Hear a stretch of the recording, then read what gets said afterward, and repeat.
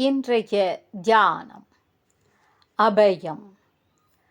அபயக்கரம் காட்டி என்னை வாவென்று அழைத்த வண்ணமாய் இருக்கும் இறைவா, நான் விரைவில் உன் சந்நிதி வந்து சேர்வேனாக. தேக்கு அருகில் வருகின்றவர்களுக்கு குளிர் போகிறது. உணவை ஏற்பவருக்கு பசி போகிறது. கடவுளை அடைபவர்க்கு பயம் போகிறது.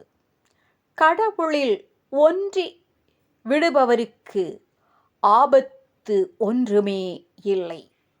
கடவுளை அடைவதும் அபயத்தில் நிலை பெறுவதும் ஒன்றேயாம். இக்காயம் பொய் என்றோர் ஈட்டத்து உனக்கபயம் புக்காதார் உண்டோ புகழாய் பராபரமே.